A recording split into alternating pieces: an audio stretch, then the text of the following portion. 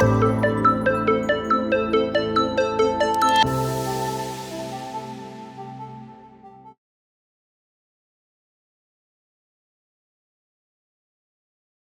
Dr. Brian Kaufman, a retired family doctor and a CLL patient myself, and the co-founder, executive vice president, and chief medical officer of the CLL Society.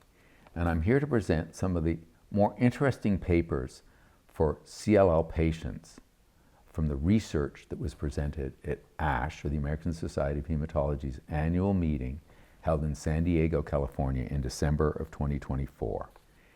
In the paper that I'm going to talk to you about now, discusses disparity in phase 2 and 3 clinical trial enrollment for hematological malignancies.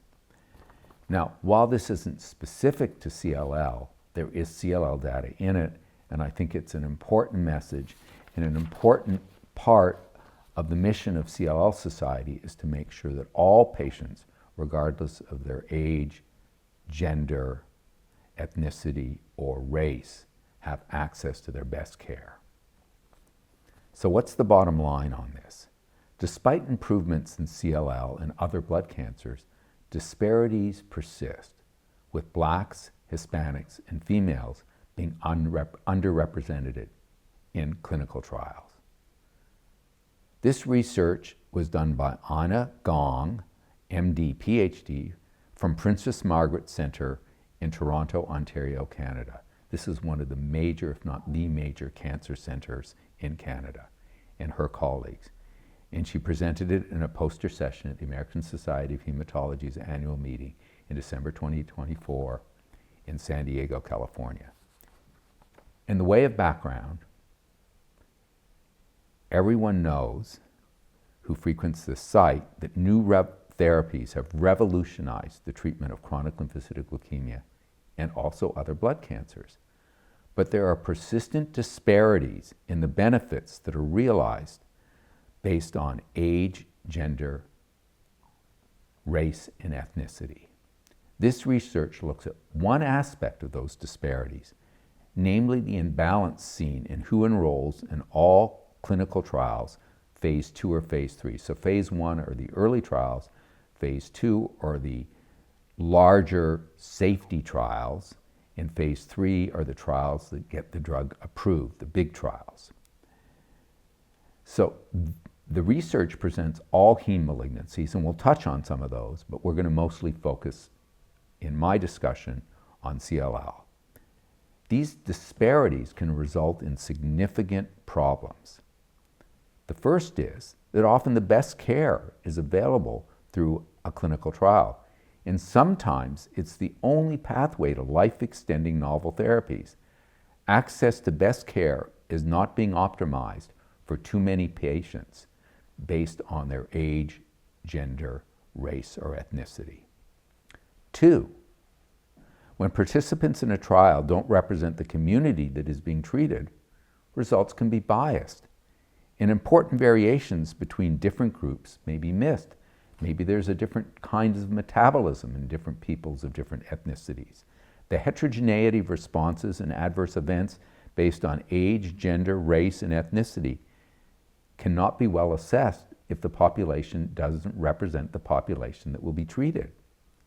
And third, just basic sense is that accrual to these trials, the uptake in these trials, is slowed, so the drug development is slowed. Let's talk about the method was used. All phase 2 and phase 3 clinical trials registered in clinicaltrials.gov based in the US from January 1st, 2020 through to December 31st, 2023 that had been fully accrued. In other words, everybody had signed up and the trials were now closed, were reviewed. Data that was looked at included trial characteristics, including who funded the trial, but also the demographic information looking at age, gender, race, and ethnicity. The demographic data in the trial was compared to the age-adjusted population-based surveillance epidemiological and end results, or SEERS. So I'll say that again, surveillance epidemiology and end results, or SEERS data for hematological malignancies. SEER is the gold standard for the incidence of any kind of disease in the USA. SEER data provided the demographic subgroup proportions for sex, race, which they divide by white, black, Asian or Pacific Asian, Native American, Alaska Native, and ethnicity, Hispanic and non-Hispanic. So let's look at the results. There are 1,286 blood cancer trials were reviewed from clinicaltrials.gov. 583 of the trials were for lymphoma, Hodgkin's lymphoma, non-Hodgkin's lymphoma, and chronic lymphocytic leukemia. 87% were phase 2 clinical trials. 29% received funding from the National Institutes of Health, and 34% involved novel therapies. Who are the participants? A huge number, 153,000 plus participants. Let's look at the breakdown of those participants.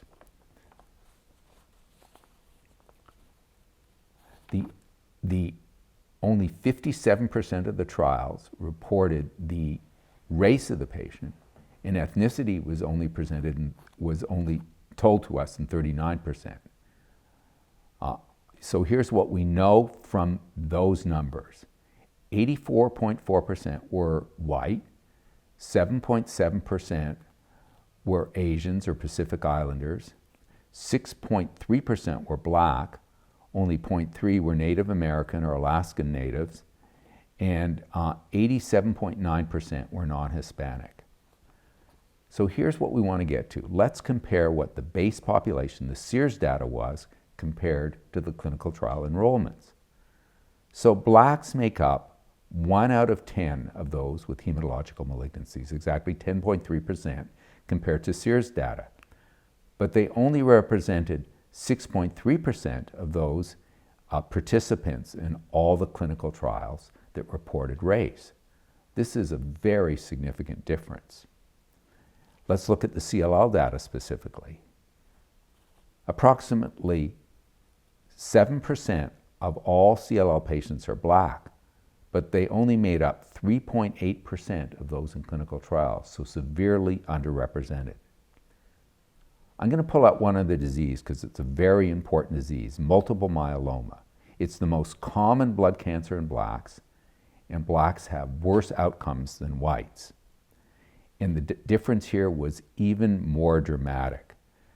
20% of those diagnosed with multiple myeloma, based on SEERS data, are black, but they only represented 7% of trial participants. Hispanic patients were also underrepresented, with only 4% in clinical trials compared to 5.6% of those diagnosed with CLL, according to SEERS data. In contrast, Asians and Pacific Islanders had higher levels of participation in several of the trials, including non-Hodgkin's lymphoma, multiple myeloma, and acute myeloid leukemias, compared to the numbers that you would expect based on SEERS data. Females were also underrepresented across most cancer trials, according to SEERS data. In the case of CLL, they make up a little more than a third, 35.1% of trial participants, but a full 40% of those with the disease. All of these differences that I'm talking about were statistically significant differences. So in conclusion, just a little more than half of the trials reported the race of the participants, and even fewer, less than 1 in 4, their ethnicity. This is a large missed opportunity to fill gaps in our knowledge about what's happening with patients. We've reported before on the underrepresentation of people of color in clinical trials, so that's no surprise. The FDA has recognized these disparities and now insists that populations and studies reflect the population that will ultimately be treated, or the drug will not be approved. I have some problems with this research. It's weakened by its broad reach. It represents 23 years, And other research that we presented at CLL Society tells us that there's been significant progress for CLL patients, especially Black patients, over the last few years in terms of their representation in clinical trials. The abstract would be strengthened if trends in trials by years and not just demographics were included. Despite this, this research reminds us of the strong evidence of historical inequities that almost certainly persist and must be remedied. If you want to get into more details and more grit, especially in terms of the other heme malignancies that are mentioned, you can read the ASH abstract, and we give a link to that on the website, Disparities in Phase 2 and 3 Clinical Trials Enrollment for Hematological Malignancies. The author, Dr. Gong, also has another ASH abstract that's similar, Disparities in Clinical Trial Participation Among Medicare Beneficiaries with Hematological Malignancies from 2006 to 2019, a Sears Medicare analysis, which we also provide a link to. Thanks for your attention to this important issue.